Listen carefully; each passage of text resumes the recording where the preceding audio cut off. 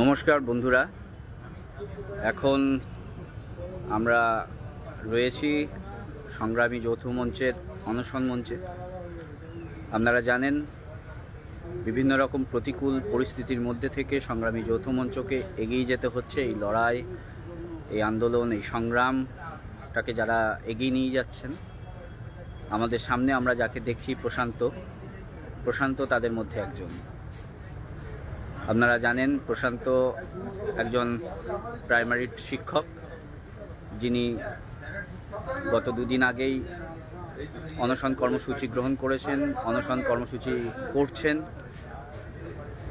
আমরা প্রশান্তর থেকে শুনব তার এই অনশন কর্মসূচি গ্রহণ করার প্রেক্ষিতটা কী। নমস্কার। আপনি একজন প্রাথমিক শিক্ষক। আপনি জানেন যেভাবে বর্তমান সরকার বিভিন্নভাবেই অত্যাচারে চাবুক চালাচ্ছেন, আপনি তার প্রতিবাদী হিসাবে, একজন সৈনিক হিসাবে অনশন করছেন। আপনি দেখেছেন গতকাল রিপাবলিক বাংলা টিভির সাংবাদিক সন্তু পানকে গ্রেপ্তার করা হয়েছে অনৈতিকভাবে, কোনো নোটিশ ছাড়াই। তার কারণ হচ্ছে, যে সমস্ত মা বোনেদের ইজ্জত লুট করছিল যে সমস্ত লুম্ফেনরা, তাদের বেআব্রু করতে পেরেছে এই সাহসী, মেধাবী যে সাংবাদিকরা রয়েছেন, তারা সেই কাজে লিপ্ত রয়েছেন এবং সেই কাজগুলো তারা করেছেন। কিন্তু তার চরম পরিণতি আমরা দেখলাম, তাকে গ্রেপ্তার করা হয়েছে। গণতন্ত্রের চতুর্থ স্তম্ভ আজকে বিপন্ন। এই ক্ষেত্রে দাঁড়িয়েও আপনিও লড়াই আন্দোলনে রয়েছেন, প্রতিবাদ করছেন। কোথাও কোনো ভয় লাগে না? দেখুন, যখন লড়াইয়ে নেমেছি, আমরা তো জানি যে কি প্রতিকূল পরিস্থিতির মধ্যে আমাদের আন্দোলন চালাতে হচ্ছে। সেখানে এই রাজ্যে যে সত্যি কথা বলবে, তার উপর তো বিপদের খাড়া নেমে আসবে। আজ আমরা এই শহীদ মিনারে 390 দিন ধরে অবস্থান করছি, একটি গণতান্ত্রিক রাজ্যে, যেখানে তার রাজ কর্মচারীরা 390 দিন ধরে অবস্থান করছে। আর দ্বিতীয় দফার অনশনের আজ 32 দিন। সরকার মুখে কুলুপ দিয়ে বসে আছে। আর সন্তু পান পশ্চিমবঙ্গের সন্দেশখালীতে যে নৃশংস ঘটনা ঘটেছে, সেই ঘটনা সবার কাছে তুলে ধরছে। তার প্রতিবাদে আজ শাসক সত্যিকে ভয় পায়, এজন্য সন্তু পানের ওপর অত্যাচার নেমে এসেছে। যে রাজ্যে গণতন্ত্রের চতুর্থ স্তম্ভ বলা হয় সাংবাদিকতা, জার্নালিজম হচ্ছে গণতন্ত্রের চতুর্থ স্তম্ভ, আজ সেখানে সাংবাদিকদের ওপর আক্রমণ নেমে এসেছে। কেন? তিনি সত্যি কথা বলছেন। এইসব প্রতিকূল পরিস্থিতির মধ্যে দাঁড়িয়েও আমরা আজ শহীদ মিনারে 390 দিন ধরে অবস্থান করছি। দ্বিতীয় দফার অনশনের আজ 32 দিন। আমরা এক বিন্দু জমি ছাড়ছি না। এই লড়াই যতদিন না জিতছি, আমরা এই লড়াই জারি রাখবো। খুব ভালো কথা। তবে আপনি যে লড়াইটা লড়ছেন, যে প্রতিবাদটা করছেন, সেই প্রতিবাদ পশ্চিমবঙ্গ সরকারের 6 লক্ষ শূন্য পদ পূরণের দাবি নিয়ে লড়াইটা করছেন। সেই সঙ্গে সঙ্গে যারা মেধাবী, বঞ্চিত, যারা স্বচ্ছভাবে নিয়োগ পায়নি এতদিন, তাদের জন্য লড়াইটা লড়ছেন। আপনি লড়াইটা লড়ছেন সেই সমস্ত সরকারি কর্মচারী, শিক্ষক, শিক্ষিকা, নার্স, পুলিশ, ডাক্তার, তাদের জন্যে, যারা ঠিকমতো সময়ে বেতনটা পাচ্ছেন না, যারা ডিএ পাচ্ছেন না, বকেয়া ডিএ শতাংশ এখনো 32% রয়েছে, তাদের জন্য লড়াইটা লড়ছেন। আপনি কিভাবে দেখছেন বিষয়টা? দেখুন, পশ্চিমবঙ্গের সবচেয়ে প্রধান সমস্যা হলো আজ পশ্চিমবঙ্গে 6.5 লক্ষ শূন্যপদ ফাঁকা। যারা কর্মচারী, তারা অন্য রাজ্যের তুলনায় 30%-এর বেশি ডিএ কম পাচ্ছে। যারা যোগ্য অনিয়মিত, তাদের ন্যূনতম বেতনে খাটিয়ে চলেছে। আজ ভেবে দেখুন তো, পশ্চিমবঙ্গের প্রায় অন্য সব রাজ্য যেখানে শূন্য পদে স্বচ্ছভাবে নিয়োগ করতে পারছে। কিছুদিন আগে বিহারে 2 লক্ষ শিক্ষকের চাকরি মাত্র 15 দিনের মধ্যে 2 লক্ষ শূন্য পদে চাকরি দিয়েছে। আসলে সরকারের সদিচ্ছার অভাব। আমি আপনার মাধ্যমে যত শিক্ষক ছাত্র সংগঠন আছে, এসএফআই, টিএমসিপি, এবিভিপি বা সিপি, এদের উদ্দেশ্যে একটা বার্তা দিতে চাই যে ভাই, আজ তোমরা কতদিন ব্যবহার হবে? আজ রাজনৈতিক দলগুলো তোমাদের দিয়ে তাদের কাজগুলো করিয়ে নিচ্ছে। আজ কোনো রাজনৈতিক দল দেখেছো? বা তুমি যে সংগঠনটা করো, আজ তুমি যদি এসএফআই করো, তোমার যে মাদার পার্টি, বা তুমি যদি টিএমসিপি করো, তোমার মাদার পার্টি, আজ কোথাও বলেছে এই যে 6.5 লক্ষ শূন্য পদে নিয়োগ করাবো, এরা পরোক্ষভাবে তাদের কাজগুলো তোমাদের দিয়ে করিয়ে চলছে। আমরা তোমাদের জন্য রাস্তায় আছি, আমরা তোমাদের জন্য এই শহীদ মিনারে অবস্থান করছি। আমরা এই আন্দোলন করার জন্য সরকার বাধ্য হয়েছে, যে আজ আমাদের সরকার বাধ্য হয়েছে বলতে বিধানসভায় যে 5 লক্ষ শূন্যপদ আছে, সেই শূন্যপদে নিয়োগ করবে। আমি আবার বলছি, ছাত্র সংগঠনের উদ্দেশ্যে আমার বার্তা, আমি এই বার্তাটা ছাত্র সংগঠনদের উদ্দেশ্যে দিতে চাই, তোমরা আর ব্যবহার হয়েও না। তোমরা নিজেদের দাবি, তোমাদের দাবি কি? কর্মসংস্থান, একটা চাকরি, এই দাবিটা তোমরা তোলো। আর পশ্চিমবঙ্গের যত সরকারি আপনি তাদের কর্মচারী আছে, হয়েই তো দাবিটা করছেন যে স্বচ্ছভাবে নিয়োগ হোক, যে সমস্ত 6.5 লক্ষ শূন্যপদ রয়েছে সেই শূন্যপদে স্বচ্ছভাবে নিয়োগ হোক, এই দাবিটা তো আপনি ওদের প্রতিনিধি হয়ে করছেন। আপনি ওদেরকে কি বলবেন, কি মেসেজ দেবেন, পাশে থাকার আবেদন জানাবেন? আমি তাদের অবশ্যই আমাদের পাশে থাকতে বলবো, তাদের নিজের দাবি বুঝে নেওয়ার জন্য যে প্ল্যাটফর্ম তাদের সাহায্য করবে আমি তাদের পাশে দাঁড়াতে বলবো। আজ তাদের জন্য আমরা প্ল্যাটফর্ম তৈরি করেছি। আমি চাই সমস্ত, আপনি মনে করেন সংগ্রামী যৌথ মঞ্চ একটা প্ল্যাটফর্ম, যে প্ল্যাটফর্মে দাঁড়িয়ে সমস্ত বেকার যুবক যুবতী যারা রয়েছেন, যারা ন্যায্যভাবে চাকরি পাচ্ছেন না, যারা অন্যায়ের শিকার হচ্ছে, প্রতারণার শিকার হচ্ছে, তাদের জন্য সংগ্রামী যৌথ মঞ্চ লড়াইয়ে নামছে এবং নামবে আগামী দিনে, এই মতে আপনিও বিশ্বাসী নিশ্চয়ই? অবশ্যই আমরা তো তাদের জন্য লড়ছি। আমাদের দাবিগুলোর মধ্যে প্রধান দাবি হচ্ছে শূন্য পদে স্বচ্ছভাবে নিয়োগ। আজ পশ্চিমবঙ্গে শোনা যায় আজ এই ধর্মতলা ধর্নাতলায় পরিণত হয়েছে। আজ আপনি যত সামনে যাবেন দেখবেন কেউ চাকরি পেয়ে ধর্না দিচ্ছে, কেউ চাকরির বিজ্ঞপ্তির জন্য ধর্না দিচ্ছে, কেউ চাকরি পেয়ে গেছে অথচ অ্যাপয়েন্টমেন্ট লেটার পায়নি তার জন্য ধর্না দিচ্ছে। আর এখানে কর্মচারীরা তো আছেই, সবাই ধর্না। আজ আমরা তাদের জন্য আছি, একটা মঞ্চ তৈরি করেছি, সমস্ত চাকরি প্রার্থীদের জন্য মঞ্চ তৈরি করেছি। আমরা পাথর গলাতে পেরেছি। মুখ্যমন্ত্রী বিধানসভায় দাঁড়িয়ে এই বাজেটে বলতে বাধ্য হয়েছে 5 লক্ষ শূন্যপদে নিয়োগ হবে। এই সংখ্যাটা কোনোদিন বলেনি, যদিও মুখ্যমন্ত্রী বা যে মন্ত্রী বলেছেন আংশিকভাবে সত্যি বলেছেন। পশ্চিমবঙ্গে 5 লক্ষ না 6.5 লক্ষ বেশি শূন্যপদ ফাঁকা আছে। সেই শূন্যপদগুলোতে যাতে নিয়োগ করা হয় স্বচ্ছভাবে, তার জন্য আমরা লড়াইয়ে আছি। প্রশান্তবাবু, আপনি একজন প্রাথমিক শিক্ষক হিসাবে এখানে অনশন করছেন। আপনি দেখেছেন বিভিন্ন সময়ে বিভিন্নভাবে সংগ্রামী যৌথ মঞ্চের যে সৈনিকরা লড়াই চালিয়ে যাচ্ছেন, তাদেরকে বিভিন্ন সময়ে বিভিন্ন রাজনীতির রং তাদের গায়ে লাগিয়ে দেওয়ার একটা অপচেষ্টা এই সরকার করে এসেছেন, আজও করছেন, তার অন্যথা হচ্ছে না। আপনি কি মনে করেন এই রাজনীতিতে বিশ্বাসী হওয়া উচিত? মোটেও না। রাজনীতি জায়গায় থাক, ন্যায্য দাবি ন্যায্য দাবির জায়গায় থাক। আজ আমার এই সাদা, আমার পাঞ্জাবিটা সাদা, আপনি রং লাগাবেন, আমি ধুয়ে নেবো, রংটা মুছে যাবে। আমাদের কোনো রাজনৈতিক রং নেই। আমাদের কাছে যারা শাসক দল করেন, আমরা তার জন্য লড়ছি। যে শাসক দলের যে নেতা আর চাকরি করছেন, তার ডিএটাও পাও না, তার বাড়ির ছেলেটা চাকরি পাচ্ছে না, তার বাড়ির ছেলেটাকে ধর্ণা দিতে হচ্ছে। তাই বৃথা রাজনীতির রং লাগাতে যাবেন না। ও কথা বলে পশ্চিমবঙ্গের লোক এখন বুঝতে শিখেছে আমরা সম্পূর্ণ অরাজনৈতিক। কোনো রাজনৈতিক ব্যক্তি আসলে আমরা তাকে বলি আপনার রংটা আপনি বাইরে রাখবেন, আমাদের এই মঞ্চকে কোনো রাজনৈতিক রং লাগাতে যাবেন না। আচ্ছা প্রশান্তবাবু, আজকের দিনে দাঁড়িয়ে পশ্চিমবঙ্গের সবথেকে বড় সমস্যা কি মনে করেন? দুর্নীতি না সাম্প্রদায়িকতা, কোনটা? অবশ্যই দুর্নীতি আর সদিচ্ছা। দুর্নীতির মাধ্যমে সাম্প্রদায়িকতাটাকে বাঁচিয়ে রাখা হচ্ছে। আজ আপনার পেটে ভাত থাকবে না, আপনাকে সাম্প্রদায়িকতার কথা বলবে, আপনি সেদিকে দৌড় মারবেন। এটা হচ্ছে প্রি প্ল্যান। বলা হচ্ছে যে পশ্চিমবঙ্গের সাম্প্রদায়িক সম্প্রীতি আগেও ছিল, এখনও আছে, ভবিষ্যতেও থাকবে। পশ্চিমবঙ্গের প্রধান সমস্যা হচ্ছে দুর্নীতি মিটে গেলে পশ্চিমবঙ্গ আবার সোনার বাংলায় পরিণত হবে। এটাতে আপনি আশাবাদী? অবশ্যই আশাবাদী। আমি আশাবাদী, একদিনে না কিন্তু একদিন হবে। লড়াইটা আপনারা চালিয়ে যাচ্ছেন, সেই লড়াইয়ের সফলতা আসুক বা নাই আসুক, কিন্তু এর পটভূমি যে রচিত হলো সংগ্রামী যৌথ মঞ্চের মাধ্যমে, তার ফলাফল নিশ্চয়ই আগামী ভবিষ্যৎ, আগামী প্রজন্মের মানুষ উপলব্ধি করতে পারবেন, এটাই মনে করছেন? তাহলে অবশ্যই আমি এটাই মনে করছি। আগামী দিনে পশ্চিমবঙ্গ এক নতুন সূর্য দেখবে, এক নতুন দিন আসবে। সবাই একটা জিনিস তো আমরা জানি যে রাত যখন সবচেয়ে গভীর হয় তারপরেই কিন্তু সকাল আসে। আমরা জয়ের দোরগোড়ায়, পশ্চিমবঙ্গের সুদিন আসন্ন। সবাই নিজের অধিকারটা বুঝুন, নিজের অধিকারটা বোঝার চেষ্টা করুন, দেখবেন আমরা আবার সুদিন পাবো।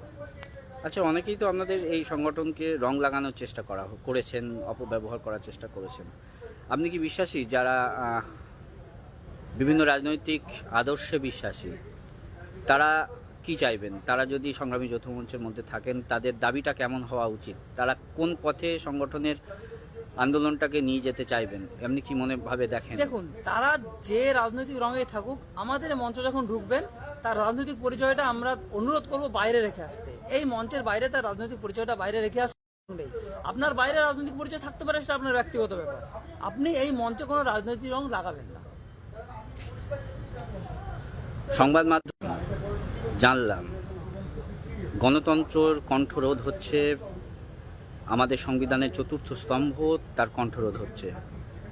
প্রতিবাদী হলেই তার মেধাসত্তাটাকে বিসর্জন দিতে বাধ্য করছেন। আমরা বিভিন্ন সংবাদ মাধ্যমে দেখলাম সন্দেশখালীর যে সমস্ত মহিলারা প্রতিবাদে সামিল হয়েছেন, লড়াইয়ে গর্জে উঠেছেন, যারা প্রকৃত সত্যটাকে সমাজের চোখে উন্মুক্ত করার চেষ্টা করছেন, তাদের লড়াইটাকে আপনি কিভাবে দেখছেন? তাদের লড়াইকে আমি স্যালুট জানাই। আজ তাদের জন্য পশ্চিমবঙ্গে এত বড় একটা নোংরামোর মুখোশ খুলতে পেরেছে, ওই মহিলাদের আমি স্যালুট জানাই, আমি তাদের প্রণাম জানাই যে তারা এত বড় একটা নোংরামের বিরুদ্ধে তারা মাথা চারা দিয়েছে। শুধু সন্দেশখালী না, দেখে নেবেন আস্তে আস্তে পশ্চিমবঙ্গের যত সন্দেশখালীর মতো ঘটনা আছে সবাই মাথা চারা দেবে। তখন এই শেখ শাহজাহানরা কোথায় লুকোবে, তারা লুকোনোর জায়গা খুঁজে পাবেন না। খুব আশ্চর্যভাবে আমরা দেখলাম শেখ শাহজাহানকে আমাদের পশ্চিমবঙ্গের বাংলার পুলিশ পাচ্ছে না খুঁজে, কিন্তু সন্তু পানকে গ্রেপ্তার করা হলো। বিষয়টা কিভাবে দেখবেন? বিষয়টা হচ্ছে, আমি যাকে গ্রেপ্তার করতে চাইবো তাকেই পাবো, যাকে গ্রেপ্তার করতে চাইবো না তাকে কি করে পাবো? পুলিশ তো আদৌ চাইছে না তাকে গ্রেপ্তার করতে, লোকজনকে বোকা বানানো হচ্ছে। গ্রেপ্তার করতে চাইলে পুলিশ যদি চায়, আজ পশ্চিমবঙ্গে কোথাও একটা জুতো চুরি হবে না, একটা দোকান থেকে মাছি ধরে নিয়ে আসতে পারে পুলিশ যদি চায়। ওই দোকানে মিষ্টিটা এখন মাছি খাচ্ছে, সেটা পুলিশে ধরে নিয়ে আসতে পারে। আর একটা নেতা শেখ শাহজাহান, তাকে ধরতে পারছে না। আসলে পুলিশ তাকে ধরছেন না, কোনো চাপ আছে হয়তো পুলিশের ওপরে, সেটা তো আর আমরা জানি না। পুলিশ তাকে ধরছেন না। আমি পশ্চিমবঙ্গ পুলিশের কর্মক্ষমতার ওপর বিন্দুমাত্র সন্দেহান না। তারা চাইলেই যখন ইচ্ছা ধরতে পারে, তারা ধরছেন না, অন্য কোনো কারণ আছে। আচ্ছা প্রশান্তবাবু, আপনি যে লড়াইটা লড়ছেন, যে প্রতিবাদে আন্দোলনে সামিল হয়েছেন, মিছিলে পা মিলিয়েছেন, গর্জে উঠেছিল আপনার কণ্ঠ, এখনও আপনি প্রতিবাদে সামিল হয়েছেন, অনশন করছেন। আপনি যে লড়াইটাতে লড়ছেন, সেই লড়াইয়ে পুলিশ কর্মীদের জন্যও লড়াইটা, যে পুলিশ কর্মীরা হয়তো প্রত্যক্ষ বা পরোক্ষভাবে সংগ্রামী যৌথ মঞ্চের কর্মসূচিতে অংশগ্রহণ করতে পারেন না, কিন্তু এই পুলিশকেই আবার দেখছি অন্যায়ভাবে কারোর মাধ্যমে প্রভাবিত হয়ে শেখ শাহজাহানকে না ধরে গণতন্ত্রের কণ্ঠরোধ করতেও দ্বিধাবোধ করছেন না। সন্তু পানের মতো একজন সাহসী নির্ভীক সাংবাদিককে গ্রেপ্তার করতেও পিছুপা হচ্ছেন না।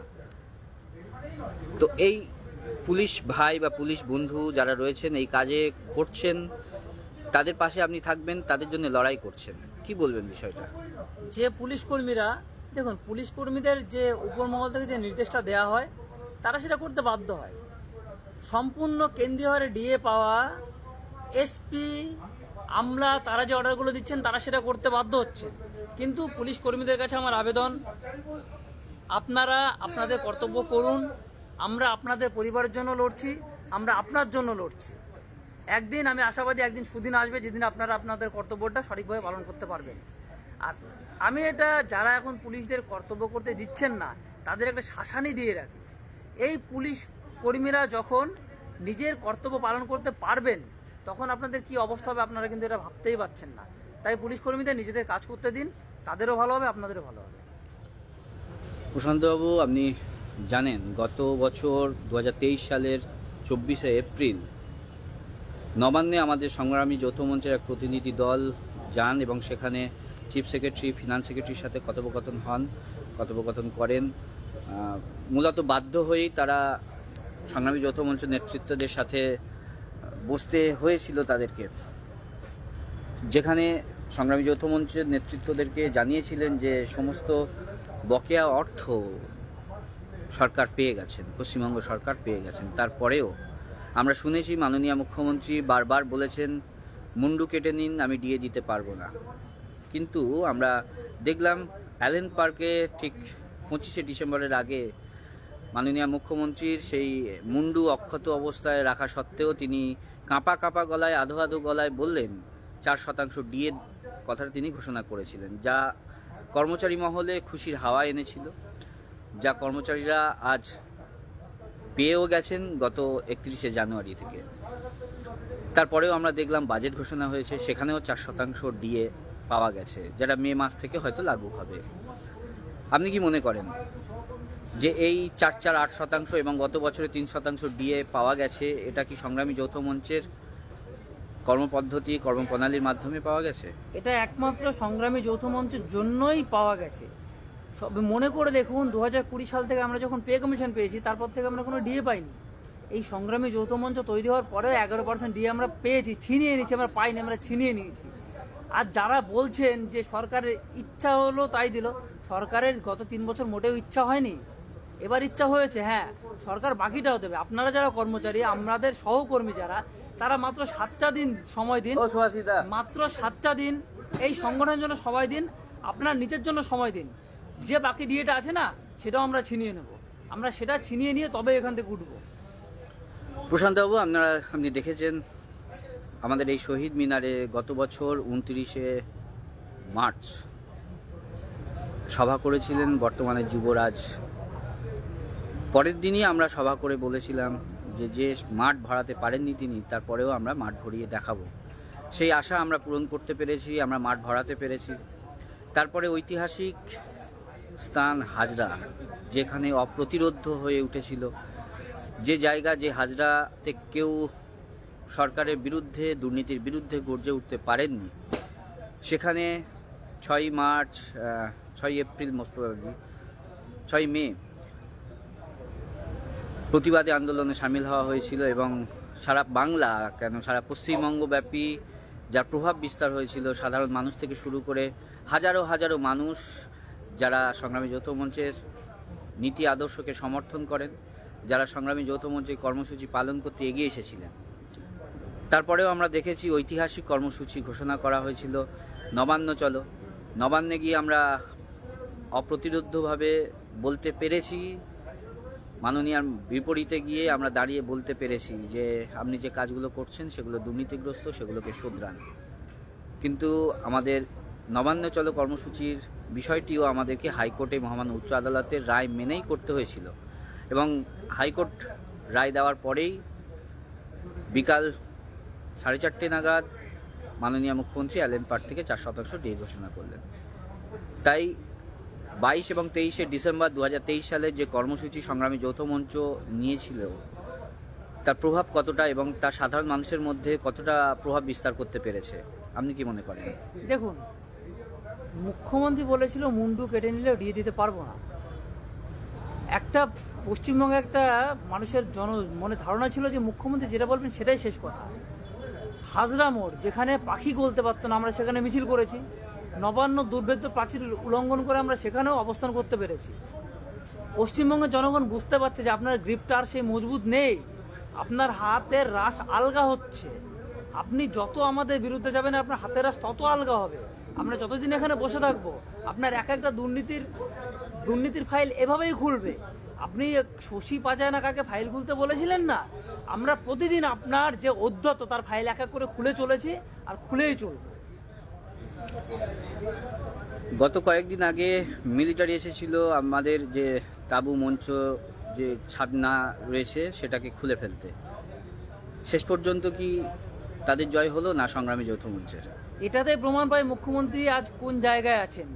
রাজ্যের মুখ্যমন্ত্রী, খোদ রাজ্যের মুখ্যমন্ত্রী তিনি নেমেছেন আমাদের এই ছাউনি তোলানোর জন্য, তিনি ব্যর্থ হয়েছেন। পশ্চিমবঙ্গের জনগণ এটা কিন্তু দেখেছে যে খোদ মুখ্যমন্ত্রী কর্মচারী সংগঠনের কাছে হেরে যাচ্ছে, তিনি নিজে মাঠে নেমে আমাদের মঞ্চটা খোলাতে পারেননি। এই বার্তাটা পশ্চিমবঙ্গের সমস্ত জনগণ কিন্তু জানছে এবং জানবে। অসংখ্য ধন্যবাদ আপনাকে।